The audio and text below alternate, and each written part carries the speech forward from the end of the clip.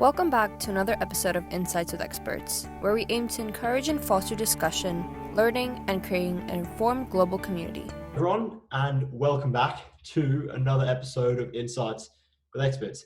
Today with us, we are very, very fortunate to have Shaun Gold. Now, Shaun is all the way on the other end of the world over in Miami, Florida. And Shaun, it's just absolutely wonderful to have you here. Now, just to start off with, how are you? How are things all the way over in Miami and everything like that? Oh, thanks for having me here. It's a pleasure. I mean, Miami's Miami. You'll come for the beaches and stay for the COVID. Absolutely. Now, I'm going to give a very quick introduction into actually who Shaun is. Now, this is a bit of a mouthful, but essentially Shaun is a serial entrepreneur. He's a best-selling author. He's a guest speaker, advisor, super connector to startups and standouts. He's a Jeopardy contestant. And if that wasn't enough, he's a screenwriter as well. Now, Shaun, my first question for you is, all these gazillion things I just listed, what came first? And I guess, how did it all start off with? It's like the chicken or the egg. What comes first? Well, anyone that studies physics can tell you it comes at the same time. It's happening at the same time. I mean, it's, listen, I've been a serial entrepreneur, which is a fancy way of saying I've had multiple failures. Serial failure. You know, anytime anyone says they're a serial entrepreneur, it's just a fancy way of saying that they tried a bunch of stuff and most of it didn't work, but they don't have the guts to say it. I have the guts to say it. So no, I've been a lifelong entrepreneur. I had an e-commerce business when I was 12. I did that for 5 or 6 years, an educational assistance business after that. And then I got into nightlife when I was 17. And it literally, that was what I became known for. For 15 years, I ran the Miami nightlife scene. So if you came to Miami, you went to a pool party, day club, nightclub, festival, restaurant, yacht, penthouse, mansion, brand launch, brand experience, brand release, that was my bread and butter. That's what I did every week, week in and week out. Everything from, tourists from all over the world to celebrities. And that's kind of how I established my network and built my network. And through that led to a lot of other opportunities where, I met people that were saying, oh, I have a company I started, you should come on board and help me out. Or, you have a lot of knowledge, you should write a book, or you'd be great if you could write a movie on this. So that's kind of how it all went, where it's just people telling me I should do something and me saying no. And then a year or two later, I was like, okay, maybe I'll try it. So it's essentially, you don't have to be in the box. A lot of people are in the box. They focus on one thing, which is great. Some people, you have one task that is what you're best at. The problem I see going forward in the future is that technology is moving so fast. Software is eating the world. Automated workflows have eaten the world. Soon quantum computing is going to eat the world. And there's a chance that one thing that you're the best at could render you obsolete. Could render you just, not prepared in a world that has moved on. So, I have a lot of interest. A lot of people have a lot of interest, and a lot of people always kind of dull their interests. They're like, oh, I don't want to deal with this. But I feel like they should explore their interest just because you don't know where it's going to lead. And it's not a bad thing. It's not a bad thing to explore your interest or your creativity or to dedicate your time to something that you might want to pursue. It only helps you. It's much better than, I don't know, watching season 2 of Umbrella Academy for the 5th time on Netflix just to see any Easter eggs. I mean, this is something constructive. So yeah, there's always a lot of stuff. It's always morphing, and I'm always open to new possibilities because, it's good to be. You can stumble upon something that you didn't even realize was there by going after, something that you're not familiar with, by taking action with something that you have a remote interest in. So I tell everyone just, do what you're afraid to do and do what interests you and see what happens. That's awesome. So, it obviously looks like you've dipped your toes in many different fields and so on. And, they range from completely different things over to screenwriting and so on. And what I wanted to ask is, how did you learn these new skills over time? I mean, did you have mentors? Did you just roll up your sleeves and get stuck in? How'd that look like? So I like how you say dip the toe in the fields. Yes, it's more like, a landfill, a cemetery, a radioactive or a radioactive stream. That's what people need to realize. It's not like, it's not Elysian fields when you dip your toes. You don't know you're dipping your toe. It's a matter, but unless you dip that toe into that field, you're never going to find out. So that's one thing I just want to tell everyone. Again, do what you're afraid to do. have fun with it, see where it leads. But as far as like having a genuine interest, I just jumped right into a lot of stuff. And by jumping into a lot of stuff, it's how I met people that served as mentors. I didn't look for mentors. You know, there's a quote by Nietzsche, Twilight of the Idols, where he says, you know, I went looking for great human beings, and all I found were the apes of their ideals. And what he means by that is, you know, if you go searching for these great mentors, right, these great mythical figures that exist out there and they're waiting for you, you're probably going to find a bunch of people that are going to just be fake success gurus, and they're going to sell you a course, and they're not going to help you. And it just, you know, they're going to promise you the laptop lifestyle, fire your boss, have 20 Ferraris, a helicopter, a mansion, and a lawnmower GPS just in case you get lost mowing the lawn. You know, and that's not what you want. You know, you want to find people that, one, they recognize what you're doing, two, they have experience, and three, by your actions, those doors will open. That's how everything came with me. It was just like people recognized me in each of these different fields that said, you're really trying, you're really doing something, and let me see how I can help you, and let me talk to you. And it wasn't just one mentor per field. It was multiple people. It was like, oh, this is cool, you should meet my friend. Or, oh, this is awesome, I have to introduce you to someone. Or, you know, it always goes that way, and you have to be humble enough to accept it, you know. It's a balancing act, because one, you want to stick to your guns, but two, you have to acknowledge, and this is a hard thing for many people to acknowledge, that, you know, I'm an idiot, you know, I need help. What would you do if you were me? What would you get back to me with?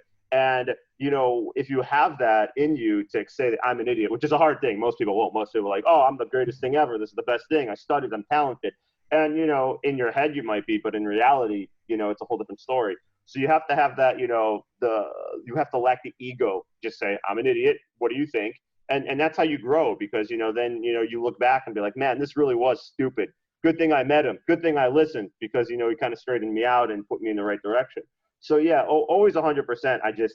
I never Googled, I need a mentor. And I think a lot of people need to be careful of that, because you will find someone, again, that's going to promise you the world, and it's not going to deliver, and it's just going to charge you something. I mean, there's an old quote from the Tao Te Ching that says, when the student is ready, the master will appear. You know, so you have to be ready.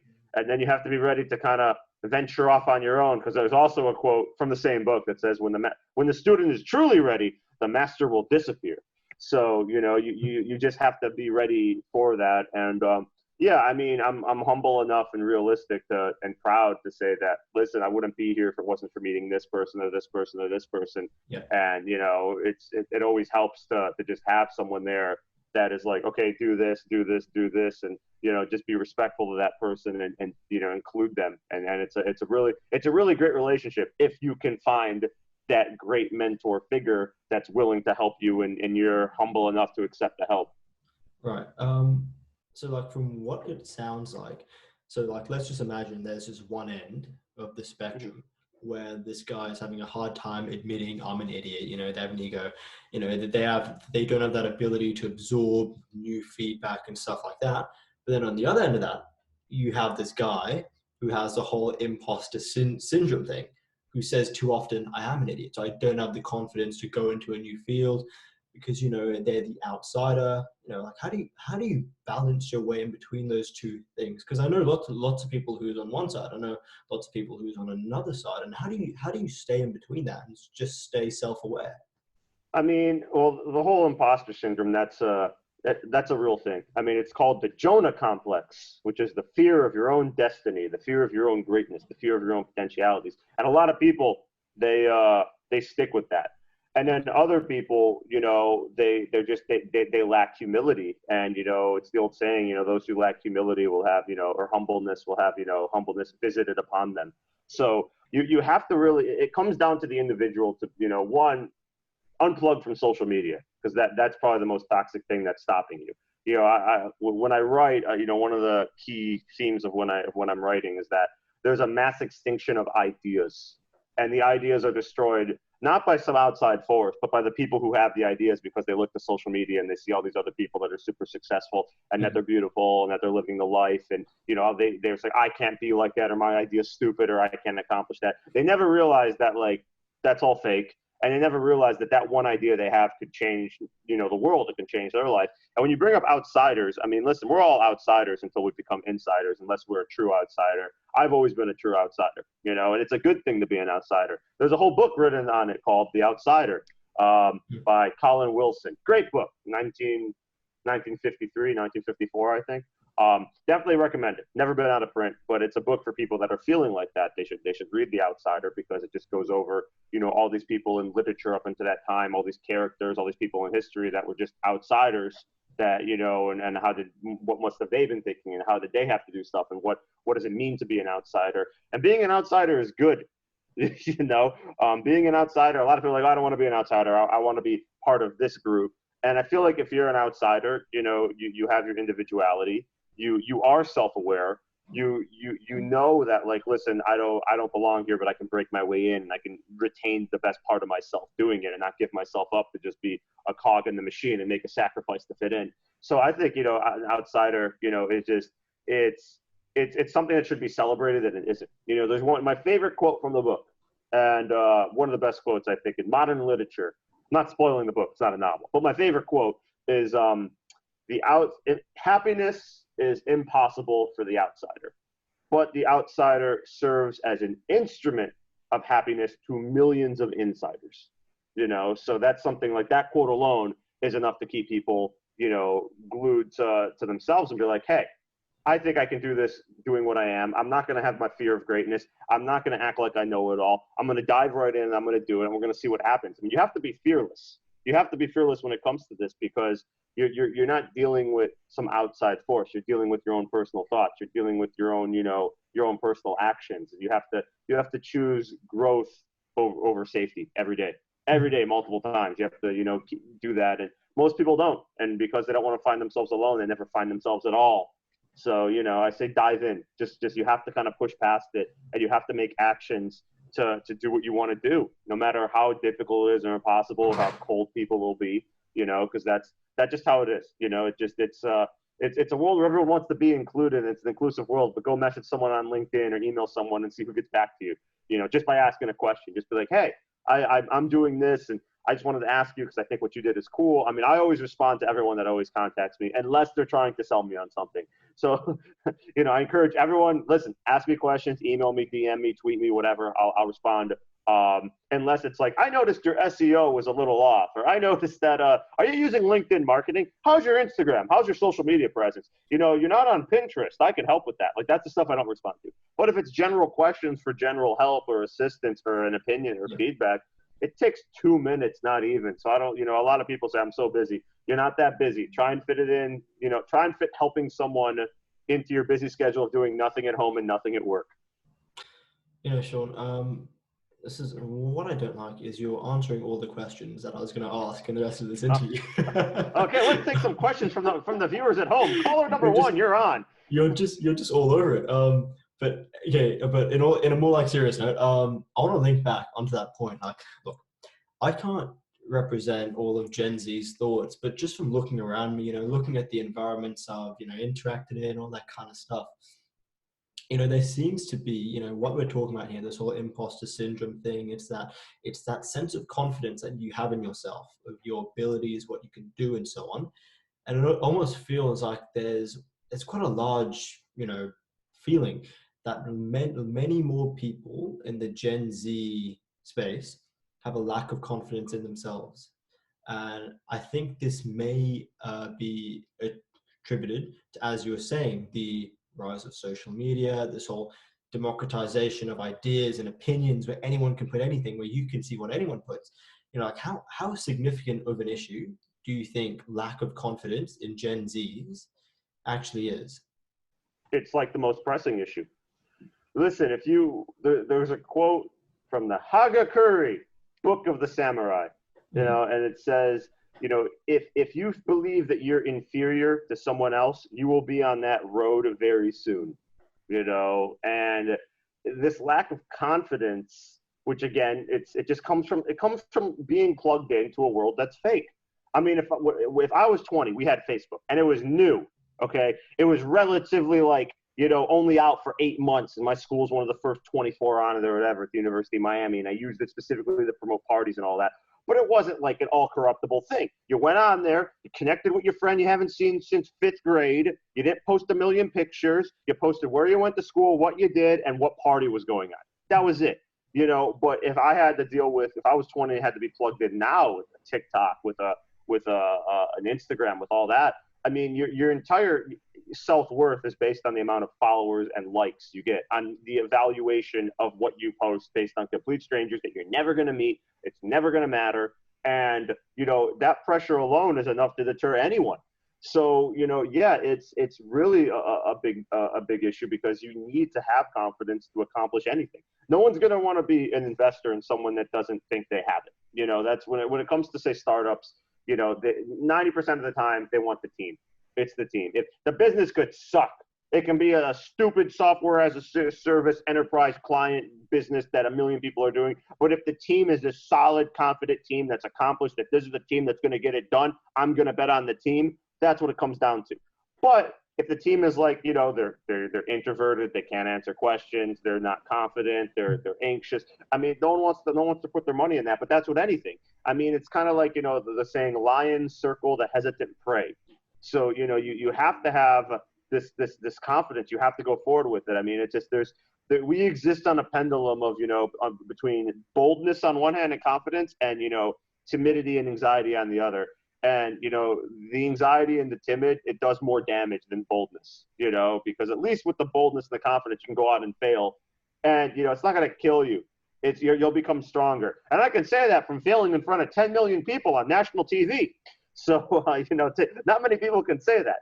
But yeah, you need to have this confidence to go forward. And it's not an acquired trait. It's not like he was born confident. It comes from failing. It comes from taking action. It comes from engaging in courageous behavior. It comes from attempting to move forward. It comes from losing. It comes from, resilience is born from hardship. It doesn't just come like he was born and already he learned to walk on his first try. It doesn't work that way. It's so you have to have confidence, and you can start small. You can start with little things that irk you, but you have to gain contempt for these anxieties and these so-called dangers, or else you're never going to grow. You're never going to realize the inner potentialities. You're never going to go after what you want, because you're always going to be hesitant and you're always going to be worried. I mean, there's a quote from David Foster Wallace that says, "You'll stop worrying about what people think of you when you realize they seldom do."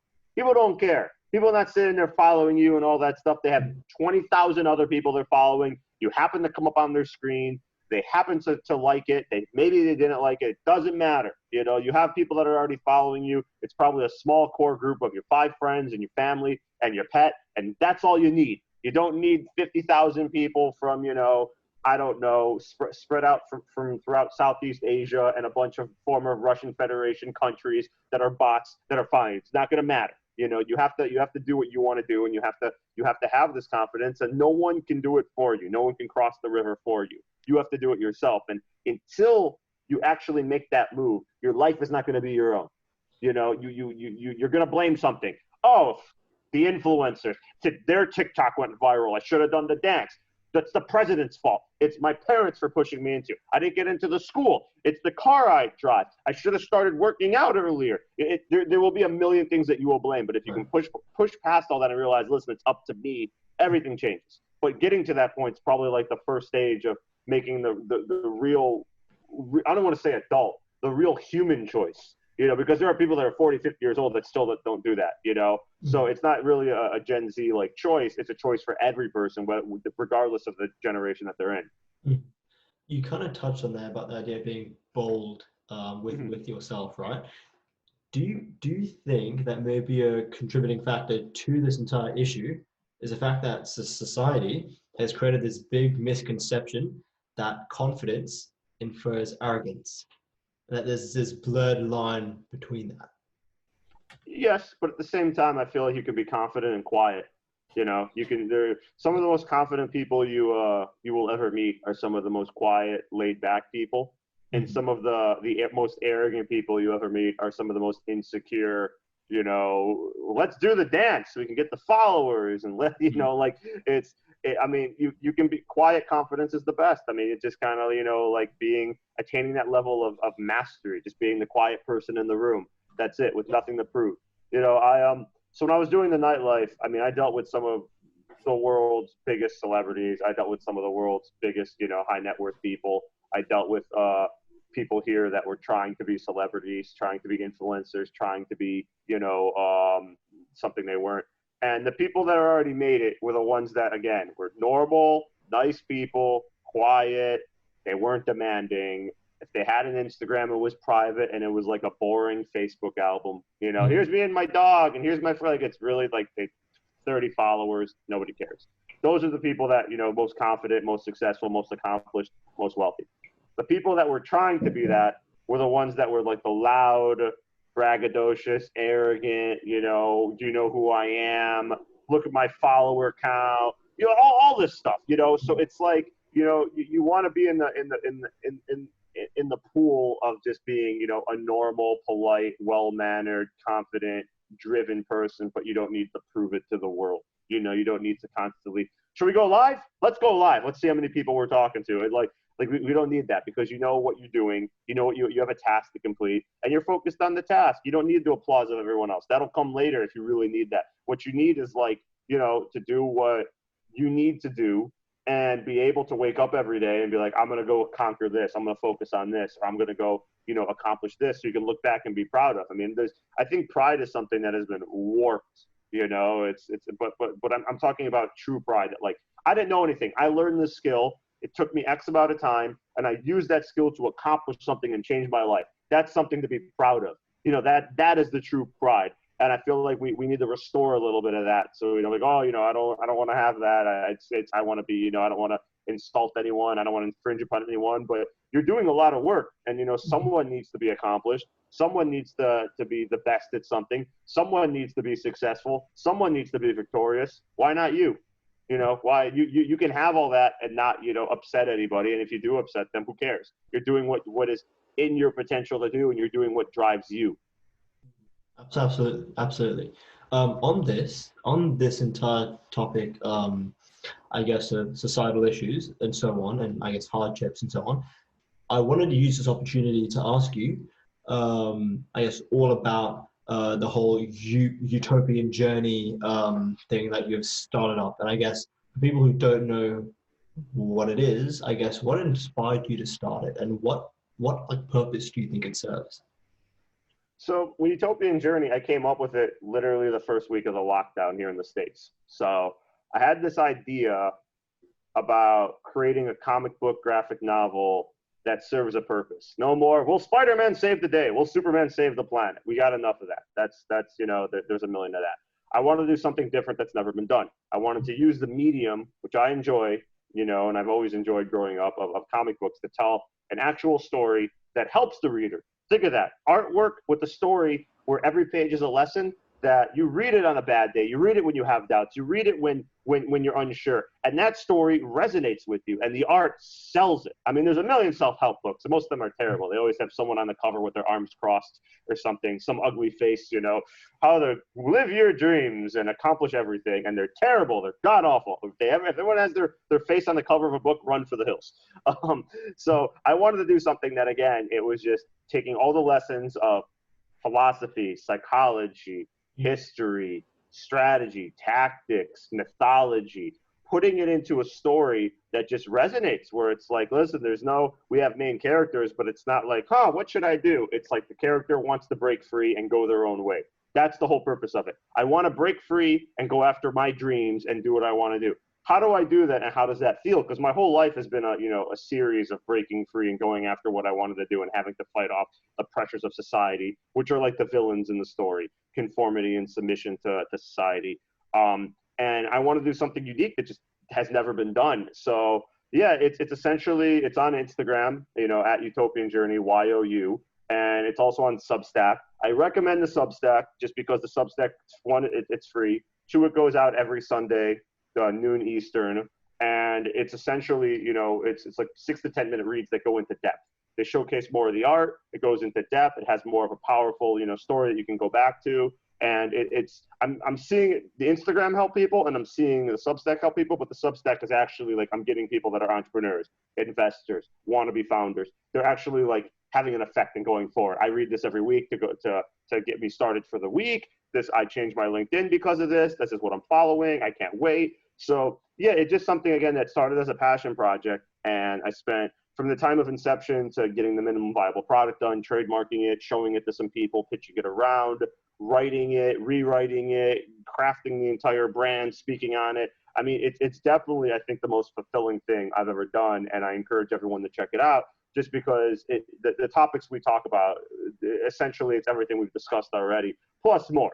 How to seek freedom, how to live dangerously, how to avoid death by distraction, how to use your time wisely, how to use solitude wisely. All these lessons that were, essentially lacking during the pandemic, because especially here in the States, lockdown, after like 4 days of being locked down, people are like, that's it. I don't care if this is a flesh-eating zombie virus that turns me into a brainless zombie that eats human flesh. I'm going out to happy hour, So it's kind of like, I wanted to create something that, again, people can have, it could be a guide for life. There's very few books, believe me, I've read countless volumes and tomes of knowledge that you look back to and are like, man, I got to look to that book for guidance. And I wanted to create the comic that can be that for Gen Z, for millennials. It's having an effect across all generations, but it's geared toward Gen Z because I know the mental health issue and mental wellness is real, and if you don't have this confidence, if you don't have this goal, if you don't have something, some purpose, some meaning to strive for,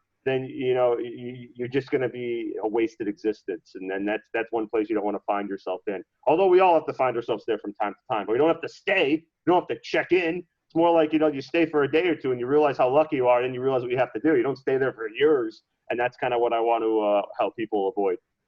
Mm-hmm. Now, with it almost seems like the kinds of messages, kinds of stories that you're trying to portray to people, you do it in various forms. You've got this entire comic book thing, this visual thing, which I would imagine is appealing a lot more to Gen Z and so on. Then on the other end of that, you've got these long books and so on. And with this, I wanted to specifically touch on the book title, I guess, Promoter's Mind, Hustler's Heart, because it just intrigued me completely. And my first question is, what was the whole rationale behind, I guess, having a promoter's mind and a hustler's heart? So for years, people have told me to write a book. That book came out in 2015, my first book. For years, people are like, you got to write a book. You got to write a book. That was the only thing I heard. Got to write a book. Got to write a book. So that's why I started the book before I get into the title. It was just kind of like, all right, I wrote a book. Now it's your turn. You go write one. Because everyone kept saying, go do it. Okay, now you have to do it. So with that, I mean, this was at the height of my nightlife. I don't want to say it was a career. That's giving it too much. That's giving it too much of an appeal. This was the height of my nightlife journey, adventure and misadventure, the Odyssey, so to speak. And the Promoter Mind, Hustler Heart, it was about just a methodology for thinking and a methodology for executing.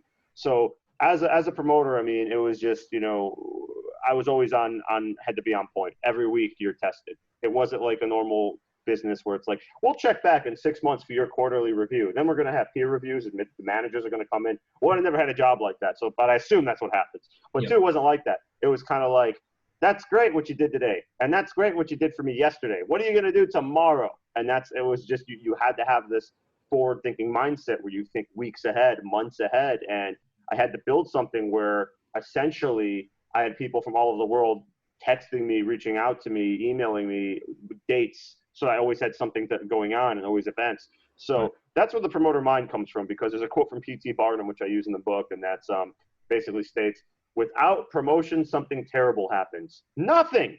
So, you have to constantly be promoting, what you're doing, what you're working on, what you do, so that you become, ingrained in people's minds of like, this is the guy I got to call. This is the fixer. This is the executor. This is the person that's going to get something done. And then, secondly, the hustler heart is, you have to be a hustler, and a hustler kind of got, the term at the time, and especially now, has been kind of abducted, so to speak. Everybody's a hustler. And it's like, no, you're not. You can say you're a hustler, but being a hustler is totally different. Being a hustler is being on point 7 days a week, from the minute you wake up to the minute you go to sleep. It's kind of like, if you're a real hustler, you're going to get up, and if you have missed calls and emails and all that, you're diving right in. And if you're not, you're going to be like, I'm too tired. I have to do my morning workout, morning yoga, morning jog, cafe latte, have to watch my favorite show. Like by the time you get started, your opportunities are going to be gone. And a lot of people are just like, they can wait. And it's like, they can't wait because, you know, to the hustler mind, in the hustler heart specifically, if you do not service your customer, your client, your partner, whatever, there's a chance that the constant other, you know, rats and vultures and beasts in the wild will pounce and will take that from you, and you will never get it back. So you have to be driven. And, you know, a lot of times, again, people can't do it because if you can't obey others, say in an office setting or whatever, then you have to obey yourself. Most people can't obey themselves. It's not as easy as it sounds because no one's going to tell them, hey, get out of bed and do this. Hey, I need you to do this. No one's going to let you be self-driven. Everyone says it. If you look at any, especially in startups, we want a self-starter, self-driven, self-motivated, and it's like, well, am I going to work for you? You know, it's like you essentially want someone to kind of just do their own thing so you can say that they're part of it, you know? And it's like, if that's the case, I want to start my own thing. But that's what they want because, you know, it's very hard to have someone that is capable of doing all that without having someone, you know, at the top drive them. Yeah, you know, I had people I worked with and they say, we want to do this. And it's like, okay, but like, it wasn't like, there was never like a call that's like, I need you to do this, unless it was like an outrageous ask, which I was like, that's impossible to bring 1,000 people on a Monday, you know, to this event. It's impossible. You know, we can't do it. But, you know, if it's like, if we want to do something 2 weeks out on this date in this event, can you do it? It's like, yeah, I don't know. It'll be fun to try. Let's get on it. But most people would kind of shirk from that, and they would kind of, again, it goes back to our earlier conversation, they would kind of imposter syndrome, and they would be hesitant. And me, you just got to dive right in. I think that's what being a hustler is all about, is just diving right in and going forward and correcting the mistakes as you make them. You know, I mean, you can't have this flawless execution. It doesn't exist. You're always going to have mistakes. There's always going to be speed bumps. There's always going to be winding roads. There's always going to be that dark wood that you encounter, and you have to kind of bulldoze through it, or at least get through it as fast as you can. You know, the old Winston Churchill quote, if you're going through hell, keep going. So, you know, that's essentially what being a hustler is. And again, it's kind of been, you know, abducted with like, I'm a hustler because a hip hop video says it, or because you read it on social media, or because, you know, you accomplish one thing. And it's not one thing. It's, you know, it's a multitude of things that you keep moving forward with. With that, I want to know what fueled you, what got you from point A to point B to, I guess, be in charge of yourself, to tell yourself, right, I'm going to do this. I'm going to wake up this morning. I'm going to do that. Like, what was your specific fuel, I guess? I mean, I always had objectives, and I've always had meaning, you know, and I feel like, you know, the meaning is in the dreaming, and the person with the meaning and the purpose can survive, you know, any house so long as they have a proper why. And, you know, studies have shown this. If you have something powerful that you're going after, some grand goal, whether it's, you know, to be a movie star, whether it's to have the best startup, whether it's, you know, whether it's just to prove something to someone else, you have to have that. And that drives you. And everything you do, every action you take moves you a little closer. You know, it's essentially like this. If you really have some objective, some grand goal, some magnum opus, you want to, you know, turn from an inner desire to an outer reality, then, you know, sleeping in and wasting time is going to push you further away. But if you're going to wake up a little earlier, I'm not saying wake up at 4 a.m. and eat 5 chickens and work out for 3 hours, because that's what a lot of, you know, again, they'll do that and you'll be great.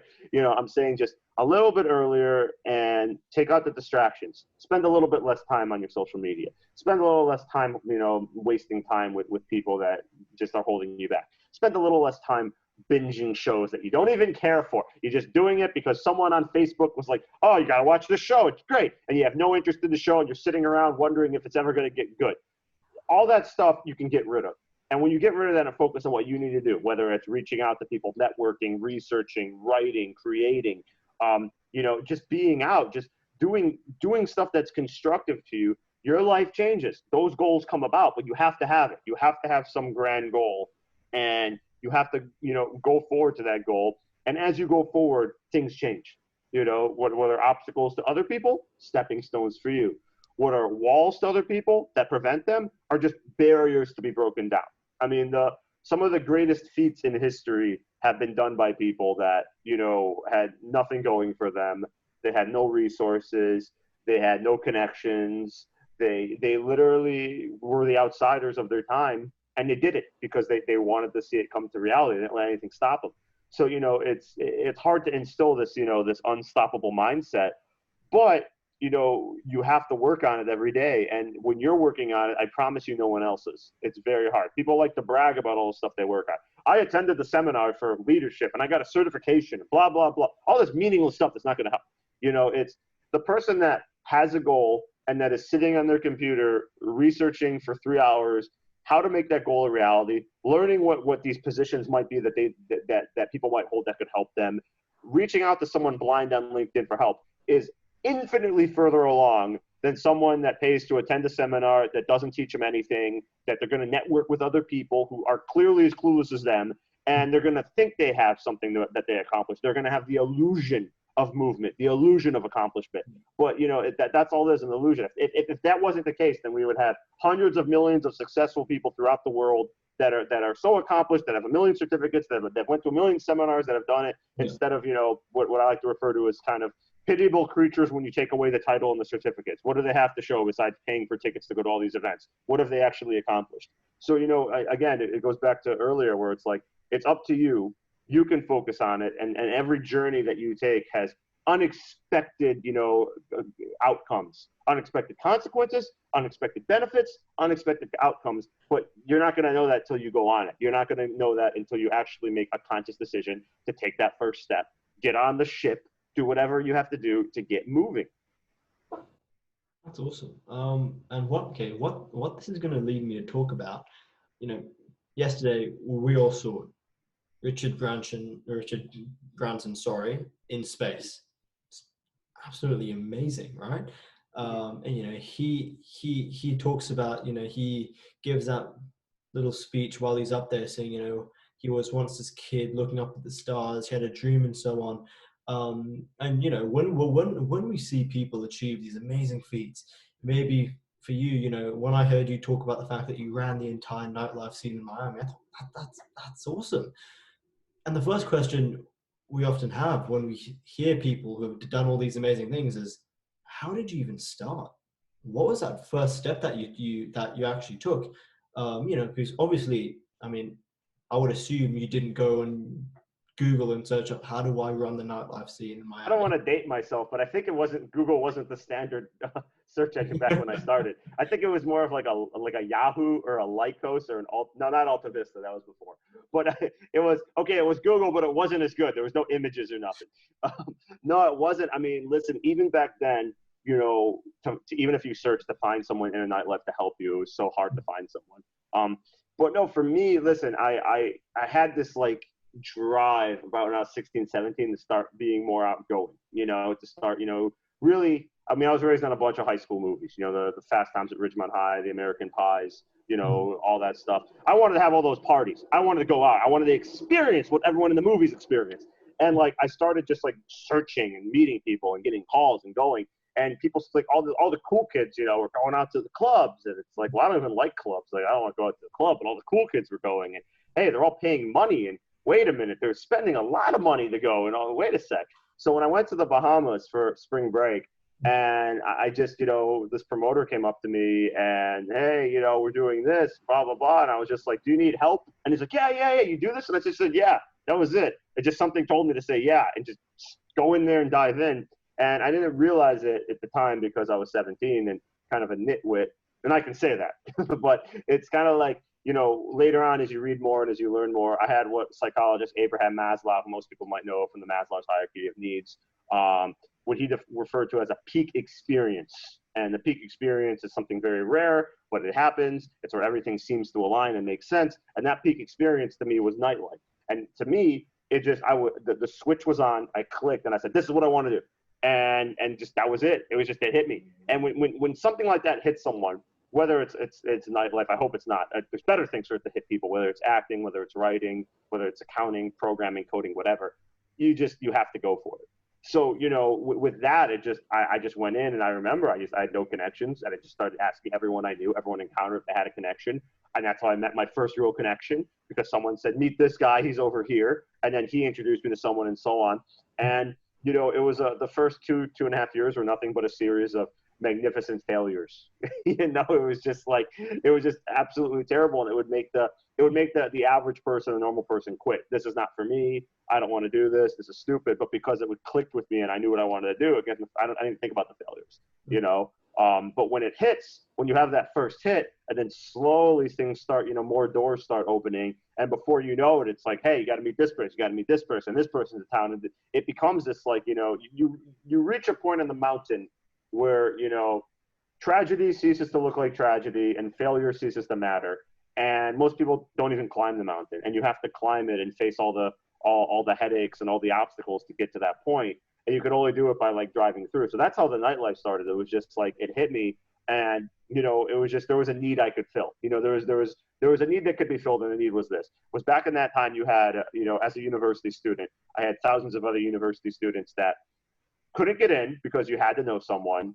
They couldn't get in for free. They had to wait in line. They were going to dumb parties. And I was like, hey, I can provide better service. I can get them in for free. I can fight for them. And that's what it did. I mean, it's funny to think about it now. Me as like a 19-year-old, like, yelling at like a 6'7" security guard saying, these kids got to get in, and like fighting with them because most people think you're crazy. But that's what it was. And that's how I kind of built a reputation, because, hey, if this guy calls me and I go to his event, he's not going to, like, mess around. He's going to deliver on his actions. So that's what it was. And it was just a constant learning process. There were no books on it. There was no, like, any books on the nightlife or anything, which is why I wrote one.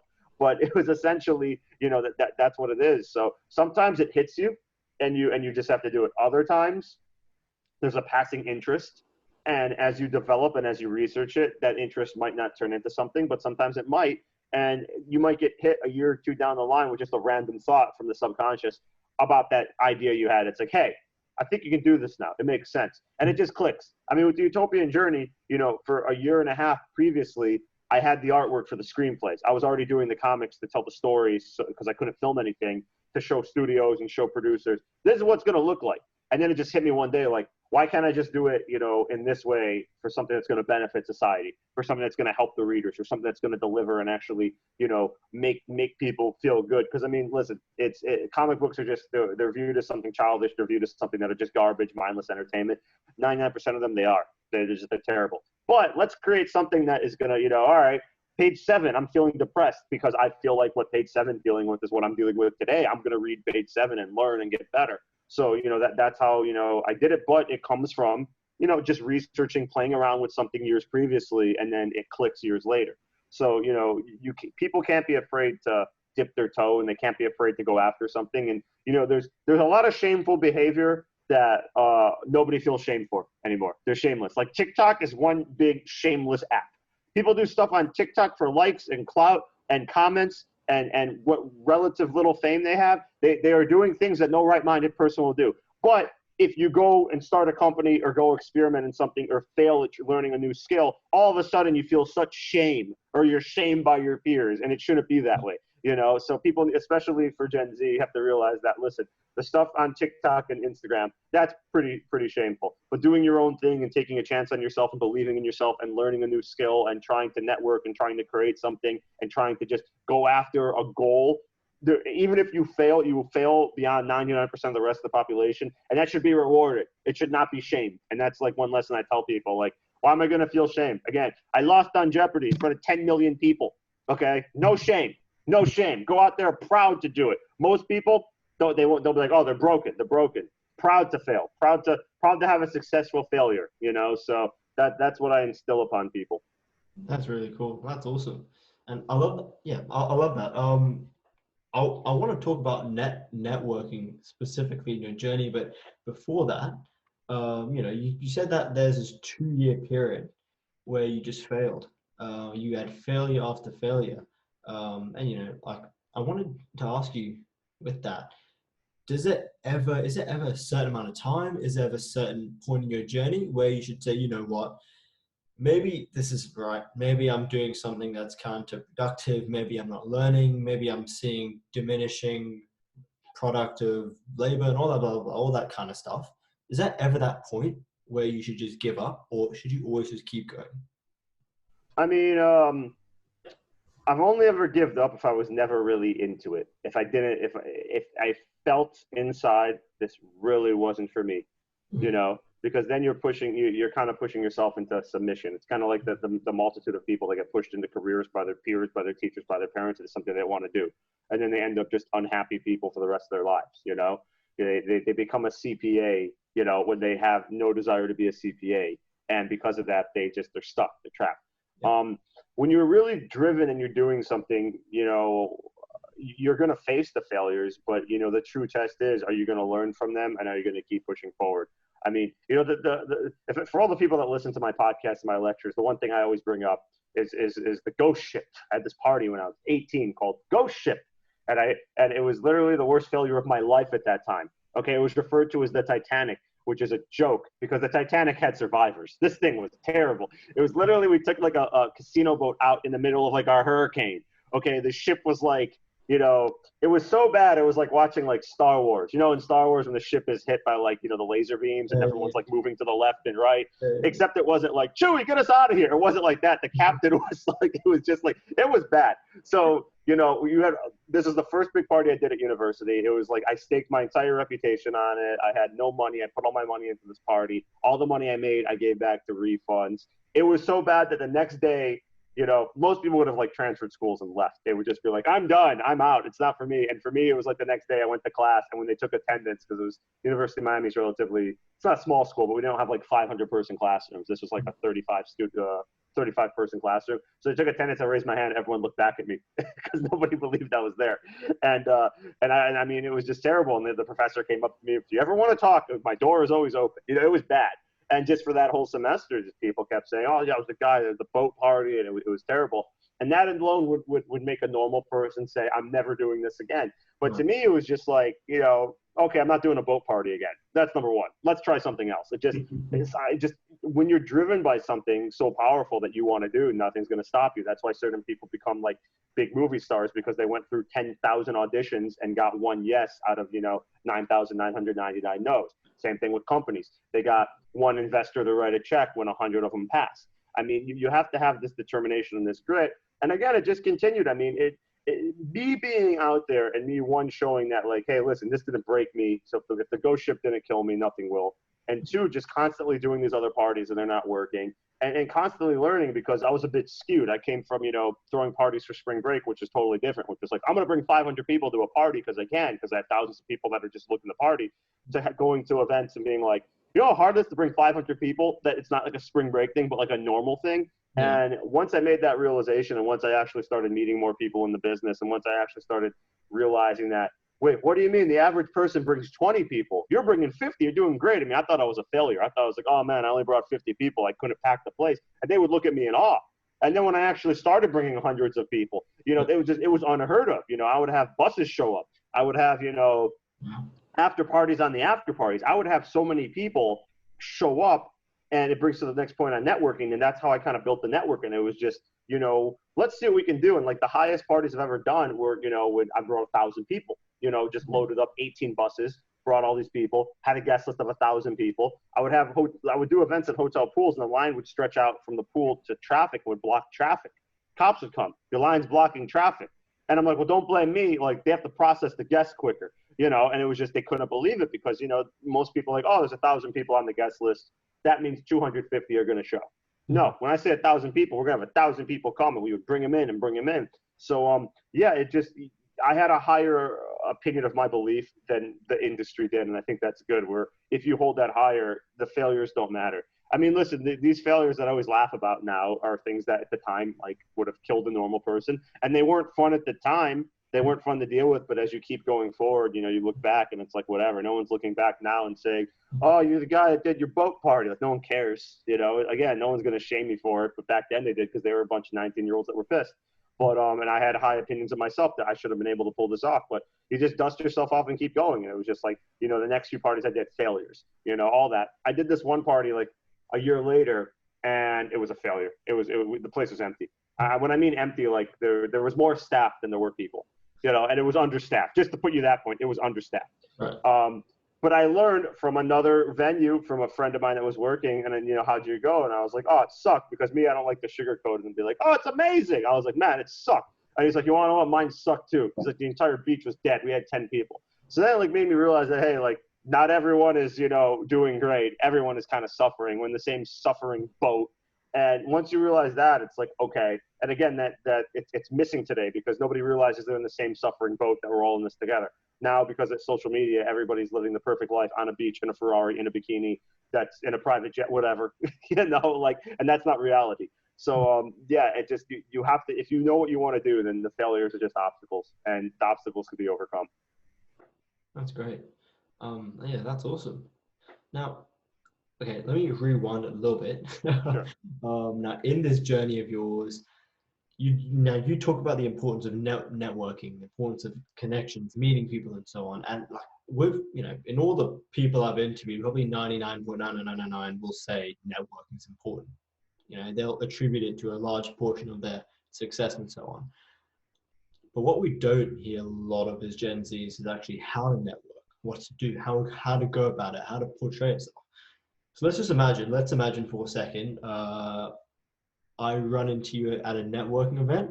I'm not there. I would never be at a networking event in my life. If there's something that says, hi, put your name on a name tag, I run. Okay. I've never been to a professional networking event in my entire life. So that's one. I just want to caveat that. Go ahead. All good. So let's rewind that. Let's say I just meet you at some social event. I see you at a bar. I see you at a restaurant. I see you at a game. I don't know. And as a young entrepreneur, I want to network with you, right? I approach you. And I know I've probably got 30 seconds, 15 seconds, maybe a minute tops to try to draw you in, to try to say, look, I'm someone that you want to network with. What do you want to see in me? And when I say me, I mean Gen Z as a whole. I mean, what do you want to see in somebody who's a mentee, I guess? Okay. So, listen, because I used to get approached by people all the time when I was out, and half the time I had to be like stern because I knew those people were just using me to skip a line, skip a cover, and I didn't need that, because my networking was more for clients and, people of influence and all that. But other times it's like, how can I help you? I do these because I had to build a business.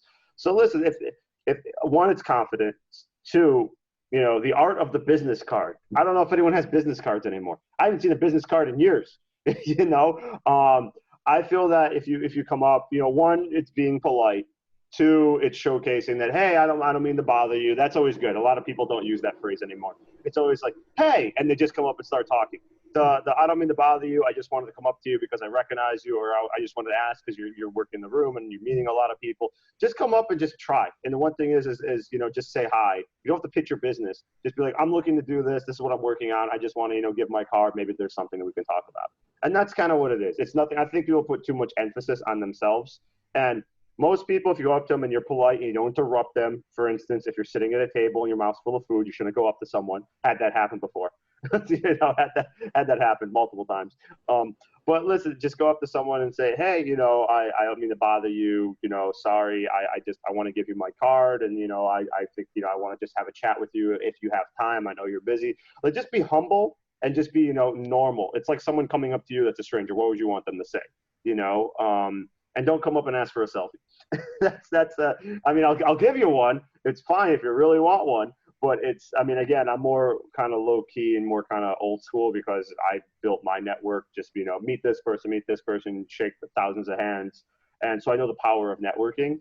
At this rate, because everything's digital and it's kind of a worldwide community, I feel like reach out to someone on LinkedIn, saying polite, or reach out to someone via email. They might not reply, and that's okay, but if it's kind of a genuine message, which is 3 sentences or whatever, hey, I wanted to connect with you because I'm working on this and I saw you're doing this and, it's really cool and I just wanted to say hi. 99% of the time, because I do it too, to people that I don't know, that I have mutual connections with, that I think I want to meet. 99% of the time, most people are going to get back to you. It's when you try to sell them something that they don't want to talk to you, or when you put your LinkedIn. For God's sakes, don't put a Calendly in there. Do not put a Calendly. People have come up to me and they're like, I'd love to chat with you. Here's my Calendly. And it's like, I don't know what you do, and it's like, really? So that's one thing. Don't put the Calendly, but just reach out and have a genuine message. And I guarantee you 99% of people will respond. And if they don't, then you don't want to network with them anyway. You don't want to have them associated with you anyway. That's what it is. And you don't have to be daring with it, but reach out and see. You will be surprised at people, because so many people, especially if they're older and especially if it's Gen Z that's doing it, so many people look down on Gen Z. So you have a chance to kind of stand out and stand as a champion for your entire generation to be like, we're not like that. You have crazy people in your generation, and this is like, we have crazies in ours. I'm not like that. You're not like that. Trust me, I'm normal. And that's like a conversation starter because most people be like, wow, you are normal. I mean, I remember because I'm millennial. And even when I was, doing this 18, 19, 20, people, that were 35, 40, 50, they couldn't believe it. They thought I was older. They thought I was Gen X. They thought I was so mature for my age and I was just being normal. So it just anyone, because we only know what we see on social media and on the news and what we read, and we associate the whole generation with all the craziness and, young TikToker sets her house on fire trying to do the set my house on fire, but put it out before the cops come challenge, when you realize that, hey, this person's normal, this person's great, this person isn't trying to do a million things or trying to connect with me for clout, but for, my actual knowledge and maybe there's something there, then yeah, I mean, it's, that's how things are done. Just reaching out to people. It's there's a story from Bo Peabody's book, Lucky or Smart, which nobody's ever read but me, but I assure you it's a good book. And for you kids at home that don't know who Bo Peabody was, he created something called Tripod, which in the 90s was a software that let you build a website for free at a time when people are like, what's the internet? What's that? I got to have a computer? What? And he essentially, was trying to convince the world that, you guys are going to have something called the internet and you're going to have something called a website. And you got a business on a website, a personal page. I don't know, whatever you want, your favorite movies on the website. So, yeah, it's essentially, he was trying to do it. And, his whole, one of my favorite things about the book was that he got his biggest investor. He got the meeting with the biggest investor for his company because he knew his business partners, best friends, cousins, mothers, college roommate knew someone who knew someone who knew someone that worked there. And they worked that connection, and he reached out to that random person to get that connection. And that's how and that's why we had, one of the first, pieces of software that let anyone, including myself, build a website. That's how it came. So you can't be afraid not to network. And I always, tell everyone that's listening to this or reading this or whatever, it takes me 10 seconds to reply. So hit me up. I LinkedIn, Instagram, I don't care. Whatever medium you like. I don't really use Twitter, but if you want, I'd say LinkedIn to keep it professional is the best. I respond to everything, unless they're trying to sell me something. So as long as you're not trying to sell me something, I will respond. If there's someone I can connect you with, it takes 10 seconds to like, oh, do you know this person? Yeah, no problem. Make an introduction. It takes me 20 seconds, maybe, because I'll get a text. 20 seconds. It doesn't take a long time. And, it doesn't really, hurt me to introduce someone to someone else unless that person completely tries to ruin the relationship, which has never happened. I've never had someone come back to me from an introduction I've made to someone that said, why'd you introduce me to this person? They're insane. That's never happened. It's always been maybe once it was just this person was trying to steal my contacts. It's not your fault. They got it. So yeah, it's just that I tell everyone, listen, if you want to network, I'll start with you. Send me a message. Let's see what we can do. 10 seconds, I'll help you out. And who knows where it goes. One connection can change your life. 10 connections can change your entire universe. So you just have to have those connections and you have to get there. And in my experience, you have to go through thousands and thousands of handshakes to do it. But, if there's someone I can bypass that for someone and help them out and make their life a little better, it's my pleasure to do it. Yeah, absolutely. And I can resonate with a lot of the things you said there. But I just wanted to talk about one thing, which is actually the first thing you said. And that's, I want to know your philosophy behind not attending networking events. Because at the same time, it's like, where's the quote from Carl Jung I always use? 1,000,000 zeros never add up to one. The people at those events, for me, it's going to be a waste of my time, because those are the people at those events that are going to be like, again, trying to sell you something. Can I interest you in SEO, digital marketing, digital services, professional coaching, personal coaching, career coaching? And it's like, really? Me? The only coaching I'm looking for is maybe coaching in FIFA, the video game. That's it. I'm not like, but that's what those kind of are. And it's like anything, put the name tag on, it's like dumb. Like, to me, we live in a digital world now. You can target who you want to meet. You could research what industries people do, and you could reach out to them from the comfort of your own home without paying a ticket price, putting a name tag on, and getting dressed up and doing that. I mean, and it's much more feasible. And I've done it. I've reached out to so many people, and people have reached out to me, and it's just a reciprocal thing to do. And I also like to emphasize that you need to know who you're looking to network with. It's no point to network with 100 people that don't matter. You need to have a strategy. You know, when I was in nightlife, my strategy was, okay, people that wanted to go out and party. That was it. I wasn't inviting out someone that spent their nights in the library because that person would never come. They might come once in a while, maybe for a special event. They're not going to be my average customer. I was still friendly with them. I bug them. You should really come. Put the book away. It's fine. You know, what do you need to know that for? I'm going to be a doctor. Okay, keep reading. You know, like it's stuff like that. But yeah, you want to know who you're going to network with. So if you have a tech startup, maybe you should network with some fellow coders, engineers, founders, stuff like that. You know, it's no point for you to network with football players. You know, it's you want to have you know, strategic focus, and you want to target who you want to network with. And again, you have to be confident. Just go out and say hi. Go out and say, hey, I'm working on this. It looks cool. I just wanted to connect. And a lot of people don't even respond to me, and I do the same thing to them, and it happens. Sometimes I literally got a response from a newsletter I was on from someone in tech that I reached out like 2 months ago, and they got back to me last night. And they said, listen, I don't check LinkedIn. I have 2,000 messages and pending connections. I'm really sorry. Anything I can help you with, let me know. So again, it's not you, so you can't take it personally. It's just people are busy. Some people really don't check LinkedIn. I know some of the busiest people, you know, in a variety of industries, and I can't get them on the phone without going through a secretary and an assistant and having a time scheduled and all that, because that's what they do. They're some of like the power brokers and power dealers and whatnot.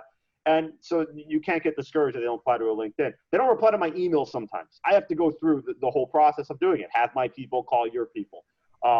So yeah, I mean, it just don't get discouraged, but know who you're going after. That's the number one thing, is know who you're going after. Some people are going to be really cool. Some people are going to be jerks. And, you know, you don't want to work with, if they're jerks when you just reach out polite to network, you're not going to want them in your network. You know, like I've had jerks in my network, and they always bug me for stuff, and I'm polite with them, but I'm never giving them anything just because they're jerks. I don't want to deal with them. You know, they treat me terrible. I'm not going to let them ruin my relationships or my network. So, you know, we have to understand that, you know, the world is a wild place, and people have different personality types, and people have, you know, different ideals, and a lot of people are crazy, and a lot of people are dumb, and it's not you, it's them. So, you know, once you have that, and once you realize, and once you stop taking it personally, anything that they might say to you, or anything that they might, you know, reach out to you for, or they might not reach out to you for. You know, I've had people actually, I had one of my clients reach out to someone because he was prospecting, and the person got back to him and criticized him on his prospect, and like wrote them this whole thing. And I was like, this person could have easily just said no thanks, not reply, but like not criticize. And I was like, don't stop your prospecting from this one person. It's like, oh, let me give you some advice if you're going to prospect for your business on LinkedIn, and blah, blah, blah. And of course, I think there was a sales pitch. And that's why I use LinkedIn targeting generated by AI, like something stupid. But yeah, listen, networking is extremely important. I think it's probably one of the best skills you have to have now, because you need to know people in different vectors, because you never know what's going to happen. And I can say this from experience of someone randomly calling you saying, hey, I got your number from so-and-so. I heard you do this. I'd like to talk to you. And that's kind of how my whole life has been, where I would fail for a period of time. I would do something, but people that saw me didn't realize I was failing. They just saw me doing something, and they would say, I need you to do this. I need you to meet this. I need you, you know, to call this person. And that's, you know, that's how it works. So, you know, do something. Don't worry about, you know, the failure, success, and just be confident and reach out. And you don't know where it's going to lead. You know, I have a magazine article coming out because someone recommended me for the magazine. That was it. And what did I do? Because at the end of this article, they say, who do you recommend that really we should cover? So I listed 5 people. And then one of those people called me and said, who's this person? I said, I don't know. They said, oh, you recommended me the magazine. Oh, is that the magazine? Yeah, you're awesome. I recommended you. So you pay it forward. And it's like, that's the most amazing thing, just because we know each other. So, you know, you don't know what's going to happen. But if you're sitting alone in a room by yourself, and you're not talking to anyone, you're not working on something, I can promise you nothing's going to happen. So networking is so paramount. And again, you can network with me. Feel free to send me a message on LinkedIn, Facebook, Instagram, not really Twitter, you know, but those are like the main things. I'll be happy to help you out. Absolutely. Shaun, if you saw me yawn during your answer, it's not because I wasn't paying attention. It's because it's currently 1:15 a.m. here in Melbourne. Now that is dedication. Which reminds me that I should probably bring this to a close fairly soon. So with that, Shaun, I'm going to ask you the final question, the big concluding question. Okay. Do I get 30 seconds to write it down? Okay.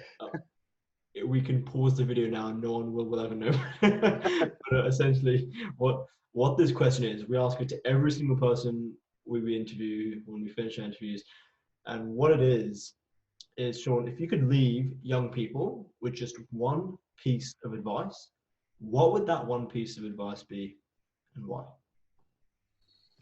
You want us like a catchphrase or a long-winded answer?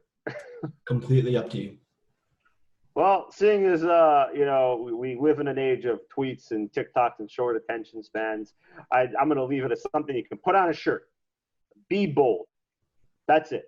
Just be bold. Just go after what you want to go after, and I promise you, things will turn out for the best. Do not cower in fear. Do not always seek safety. You want to grow. You want to conquer. You want to move forward. No matter what industry you're going into, what university you're going into, what you want to do, you have to be bold. And this could mean turning down a university. It could mean turning down a job opportunity. It could mean, ending up in a different country, ending up at a point in your life where you never imagined yourself. But you have to be bold and go forward. It is often, there's a quote from Eric Hoffer, who wrote True Believer, another one of my recommendations, but we won't get into it. But he said, it is often the failure that is the pioneer of new lands and new methods of thinking. And, you can only be bold and be a failure. You can only be a failure by being bold, because you will at least have attempted something and not succeeded. So I tell everyone, do something that they're afraid to do. Keep going. Whatever doesn't kill you makes you stronger. And just to take chances and, just go after what you want to do. And time is fleeting. And I just think if you're bold in what you do and your actions and your behavior, you are going to see results. They might not be immediate results, but you will see results, and you will thank me for it. There we have it, everyone. Shaun Gold, thank you so much for this entire podcast. The fact that we were still going at like 1:15 a.m. shows how much I enjoyed it and how engrossed in the entire thing I was. Thank you so much. And for everyone listening, watching, reading, please, we'll put a link as well onto the whole utopian journey.